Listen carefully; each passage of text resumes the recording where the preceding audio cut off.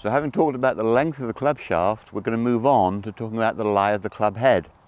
You see, in the ideal world, the sole of an iron club should sit flush on the floor with perhaps a hint of tolerance where the toe might be a pound coin width in the air. What you don't want is the toe dramatically in the air.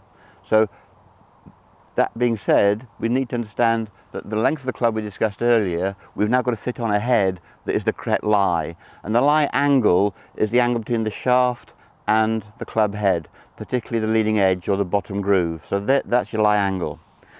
So I just mocked up this little demonstration to show you how different the shaft plane is for driver. If I move forward to 7 iron, you can see again that the shaft has come up. And finally walk in to the sand iron, and you can see now that the shaft is in its deepest. What's also fascinating about this is when we take the spectrum from sand iron to driver, the height of the club varies. Now a lot of you at home would think, oh surely the club will come to the same height because the hands are the same distance from the floor. But that's where you'd be wrong.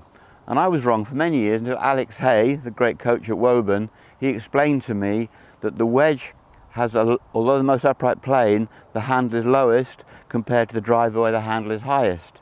So why is that? Well, the answer is this. I'm just going to turn sideways to you. Okay.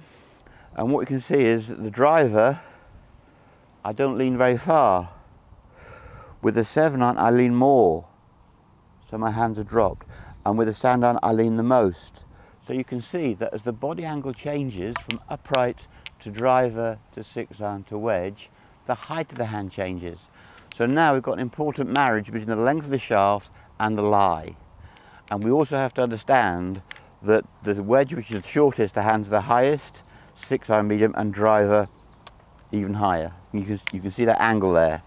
I used to think they're all the same height, but hopefully I can demonstrate to you now that there is a change in that. And in so doing, the club maker's changing the behaviour of the swing. With a wedge, he's making a swing short, upright, wristy and non-rolly. That's accuracy. With the driver, however, he's making the swing longer, flatter, more rolly, less wristy. So you're still making the same shoulder turn to your throat in the backswing. The club maker's determining exactly how you swing the club, and the mix of shoulder, forearm and wrist will be affected by the length of the club, and particularly the lie of the club.